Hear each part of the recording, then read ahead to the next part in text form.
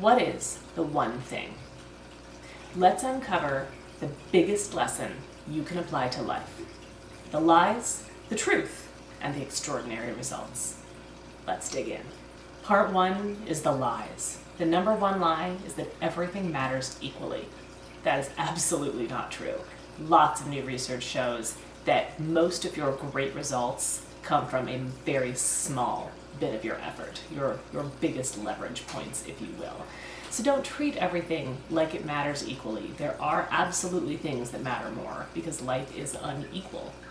So see what matters most and make that your one thing. Lie number 2, multitasking is a lie. What humans are best at is multiple tasks sequentially, so one at a time sequentially. If we try to do 2 different things at once, our brain is just not designed that way.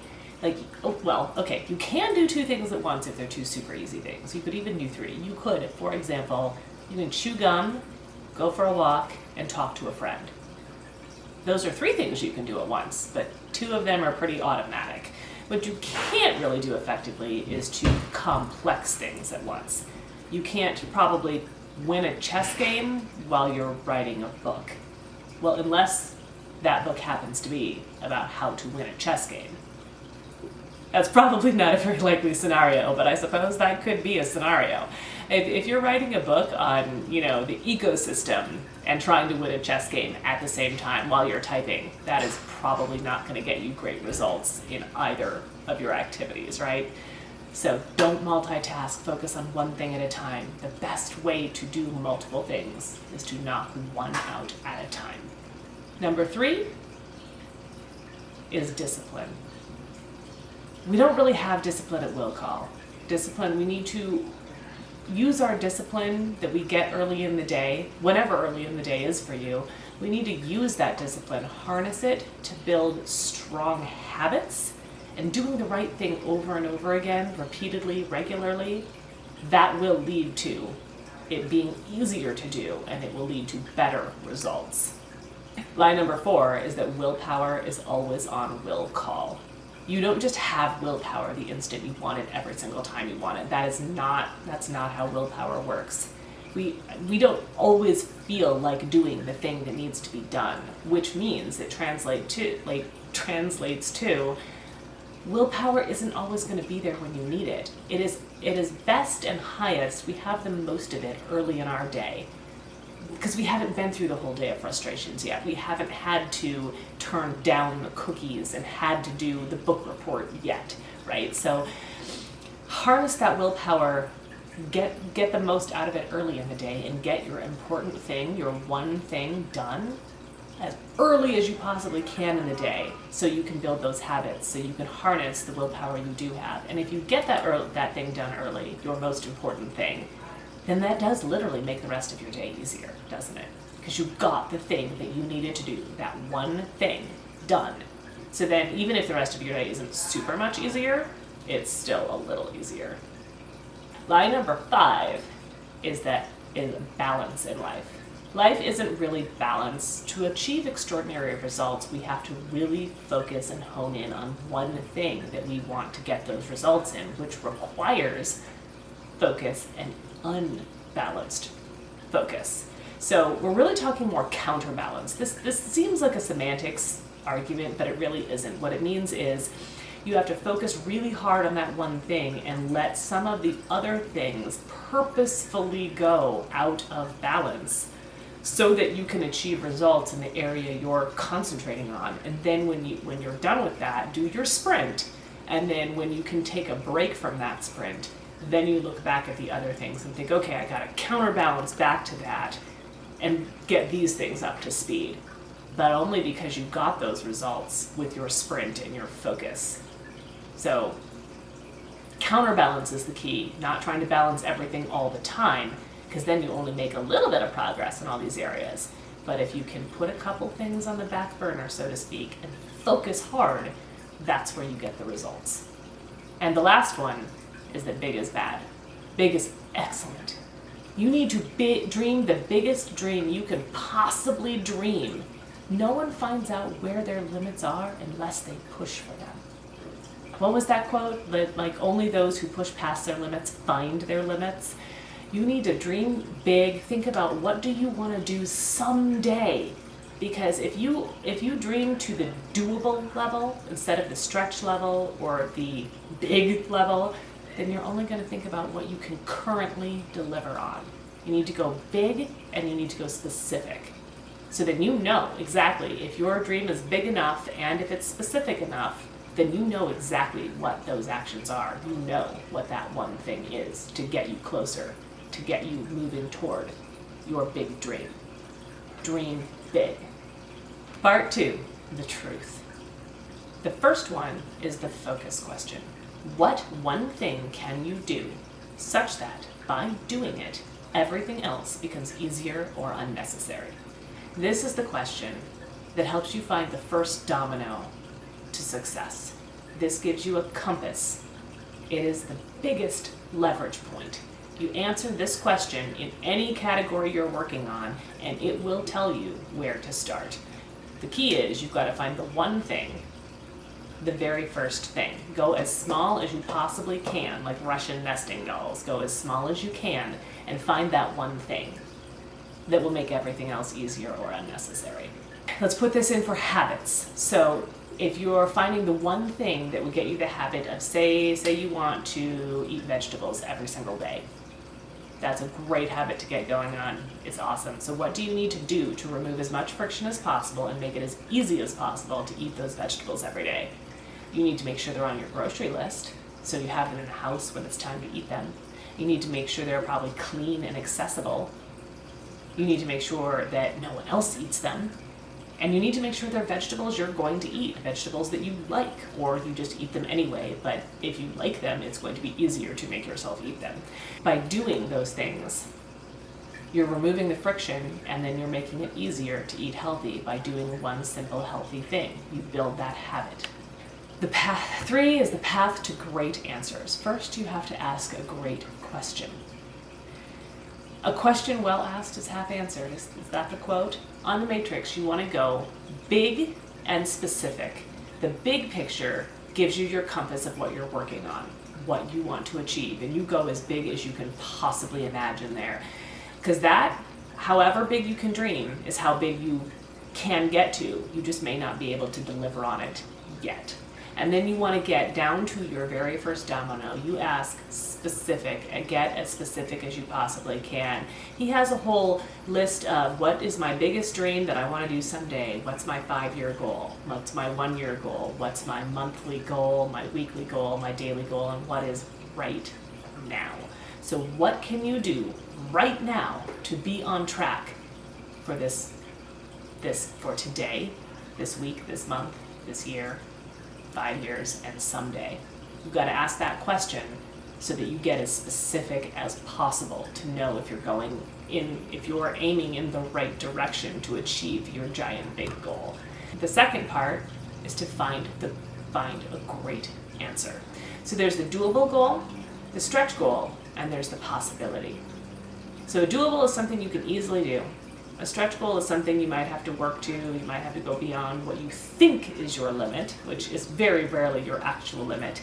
And then there's the possibility goal of, what if, if you you could totally go run a mile, but what if you want to run a 10K and then eventually you want to go to a marathon or an ultra marathon or something? That puts it in perspective. Running that mile is a very doable thing for most people. We could train up for that. You can do it. That stretch goal of running that 10K, that may take some work. You're going to have to go past how far you think you can run and how long you think you can run, and you're going to have to make yourself run further, because we only find our limits by stretching, right? We find our limits by pushing them. And then later, after you've found that limit, you're going to push past it even more to go into, okay, I did that 10K, so now what is possible? How far and how big can I go? It's worth it though. A key for your possibilities is to research what other people have done and use that as a benchmark. So if someone else has achieved really similar to what you're trying to achieve, the same thing or a similar thing, that's a benchmark. You can reverse engineer how they did that, and then you can work on achieving that for yourself. by these tiny daily actions, the one thing. Part 3 of Extraordinary Results is to live a life of purpose. So relationships, achievements, progress, positive emotions, productivity, all of those things give us purpose in our lives. And that has been shown to lead to happiness and fulfillment, is to have these things in our lives and view them as a journey rather than a destination. That is the life. That's an extraordinary life. So if we live by priority, goal setting to the now, remember that whole someday, 5 years, 1 year, all the way down to right now. So we got to look at what is that thing we can do right now to be on track. That's how we live by priority, is you've got to decide. The most important thing is to make the most important thing the most important thing, which means what can you do right now to move toward that one thing. Another part is productivity. Give yourself time to work on that one thing. A big way to do this, a really easy way to do this, is by calendar blocking. You have to block time to work on your one thing. If you know what your one thing is, but you never set time aside to do it, it doesn't get done, does it? I know there's a lot of demands on modern life, but if you actually want to get extraordinary results and make progress, you have got to give yourself time every day to do this. The standard recommendation is 4 hours. Now, I don't know about you, I don't necessarily have 4 hours in the morning, which is what is also suggested, to work on the things that are most important to me. I actually have a day job, and so, I can't just block off 4 hours of my morning at this stage in my life. Maybe there are people who can. I mean, Stephen King's an example. He blocks off his morning for writing like every single day, and he has done that for quite a while, I assume. Well, that's the question, is he's Stephen King, so he can do that, right? No, he's Stephen King because he does that. With planning and the calendar blocking, you want to make sure you give yourself review time as well. So not only blocking off time every day, but also making sure you get time to review your progress on at least a weekly basis to see if you're on track and pivot where you need to be on track. And maybe after you do this a few times, you will find more time or be able to rearrange things in your life such that you can get that time when you are most productive, which may not be at 5 o'clock in the morning, right? The 3 commitments: follow the path of mastery. So mastery is a journey and not a destination. In martial arts, white belts and black belts, they know the same techniques. Black belts just do them better because they've been doing them for longer. It's not the destination to become a black belt. There are levels past that. It's the journey to get there, and the journey there, and the journey to learn more from there, to expand and to level up, so to speak. There are multiple levels of black belt, after all, multiple levels to mastery. So it is not a destination, it's a journey. Second part is moving from the E to the P. The entrepreneur, the entrepreneurial mindset, when you need firewood, the entrepreneur goes to find an axe and heads off to the woods. Cool, they see something that needs to be done and they enthusiastically do it. That's great. The purposeful person, however, they look for a chainsaw. They look for the optimal way to get the thing done so that they can think big. Like, they try to accomplish it with the very best possible tool.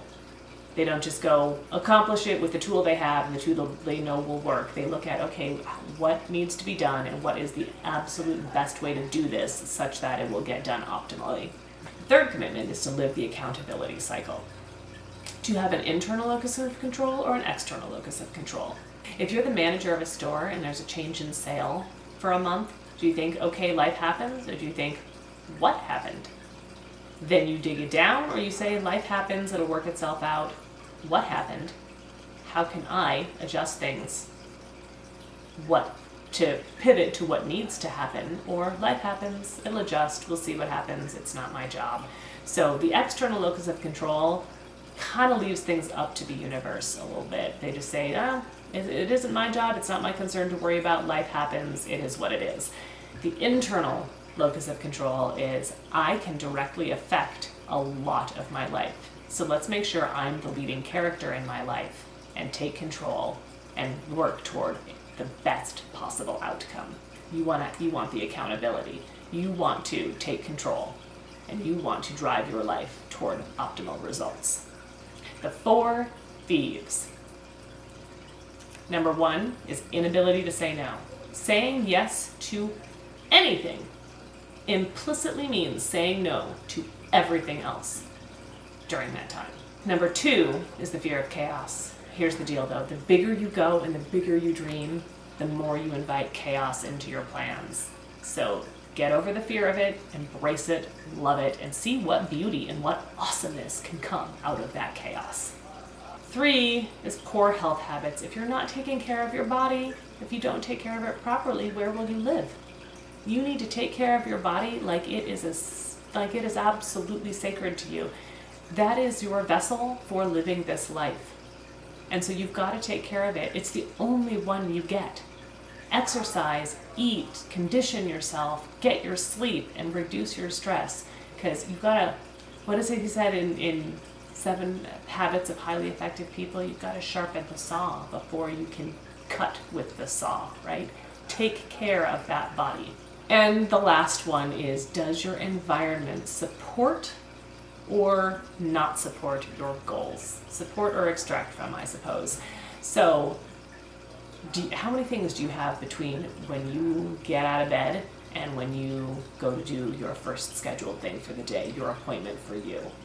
So if I get out of bed, what do I have between me and my workout room? Well, I've got to get my workout clothes on. I've got to actually stay out of bed, not just turn the alarm off and go back to sleep. I've done that. We've all done that. So I've got to stay out of bed. I've got to get those workout clothes on. I've got to come get my water out of the fridge. I have to get to the basement because that's where my workout room is. I've got to get the shoes on, get the workout started. That is about the least amount of friction I can have in my current environment. If I had space near my bed for my exercise equipment, I could radically reduce that friction and I could optimize for getting that workout done. That's not how it works for that part of my life. But you get the idea of how many things are between you and success, and how can you reduce the amount of friction between what you want to do and actually doing it. So optimize for success. Take a look around. Whatever it is you can see and you can dream, you definitely have the capacity to move toward. The question is, will your current actions get you where you want to go? When you put yourself together and optimize your actions, everything else will fall into place. The biggest takeaway I got from this book is to think big, really big, and then go down really small and specific and ask, what is the one thing I can do right now to be on track for this goal right now?